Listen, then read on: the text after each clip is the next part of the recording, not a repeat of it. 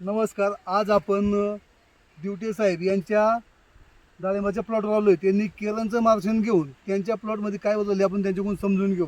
नमस्कार साहेब. नमस्ते. तुमचं नाव सांगा. संतोष बाजीराव जोडते.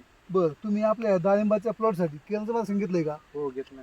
बरं, आता हे प्लॉट आपण पाहतोय किती झाड आहे बरं? हे 400 450. 450 झाड आहेत. बरं, ह्या झाडासाठी आता किती वर्षाची बाग आहे? हे पहिल्यांदा धरलेले 2.5 वर्ष झाले. पहिला बार आहे. पहिल्याच बार आहे घेऊ. पहिलं बार आहे. आता पहिल्या बारच्या मागण्याला तर आपलं पाहिलं तर शेटिंग किती आहे बरं? हे जर पाहिलं आपण खाली बघा, पाहिले मोजले तर जवळजवळ 150 प्लस बरोबर राहिली. म्हणजे 150 प्लस याला शेटिंग आहे झाडला. इकडं पाहिलं तर इकडं पण भरपूर अशी शेटिंग आहे बघा. हा? हा, आतमध्ये फळ येतं. पाठीमागं बघा साहेब, तिकडं पण आहे, इकडं पण पहा तुम्ही. म्हणजे शेटिंग भरपूर झाली याला. पण मालाची साईज वगैरे कसं काय? साईज, नाही. चमक बिमक कसं काय याला? चमक चांगली आहे. साईज पण आता चांगली हो राहिली, कारण तेवढे दिवसाच झालेले नाहीत. आता साईज पकडू राहिली. आता हे किती महिने झालंय?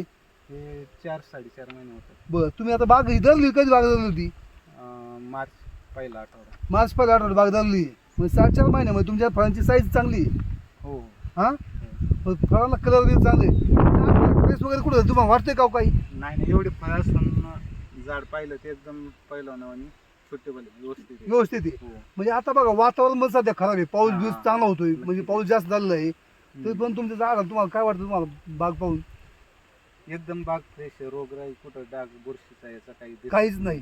म्हणजे तुम्ही केरळचं मार्गदर्शन घेऊन समाधानी आहेत? हो, नक्कीच समाधान. किरण कंपनी माहिती दिल्यावर धन्यवाद. नमस्कार.